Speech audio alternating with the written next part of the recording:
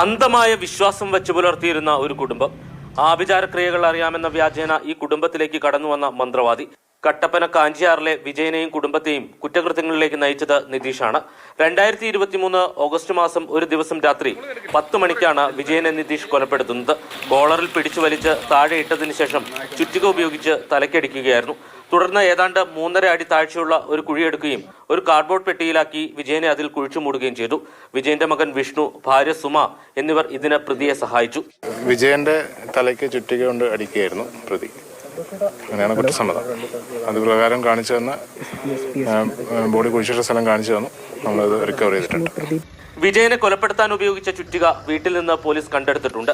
Inquest നടപടികൾക്ക് ശേഷം മൃതദേഹം പോസ്റ്റ്മോർട്ടത്തിനായി മാറ്റി. നിതീഷും വിജയനും വിഷ്ണുവും ചേർന്നാണ് 4 ദിവസം മാത്രം പ്രായമുള്ള കുഞ്ഞിനെ കൊന്ന് തൊഴുത്തിൽ കുഴിച്ചു മൂടിയത്. പ്രതിയുമായി കട്ടപ്പന സാരംഗ് ജംഗ്ഷനിലെ ഈ വീട്ടിൽ പരിശോധന നടത്തിയെങ്കിലും ഒന്നും കണ്ടെത്താൻ കഴിഞ്ഞില്ല. ഇന്നലത്തെ സെർച്ചിൽ കാര്യമായിട്ടുള്ള റിസൾട്ട് വന്നിട്ടില്ല. നമ്മൾ will continue the search tomorrow also. നാളെയും കണ്ടിന്യൂ ചെയ്യും. ഈ വീടിനോട് ചേർന്നുള്ള തൊഴുത്തിൽ നാളെ വീണ്ടും പരിശോധന തുടരും.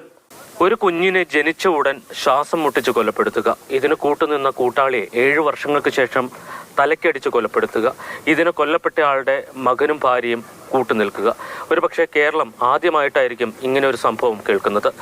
കട്ടപ്പനയിൽ നിന്ന് വിനു കാഞ്ഞിരപ്പള്ളിക്കൊപ്പം ജയനസ് രാജു, മാതൃഭൂമി ന്യൂസ്.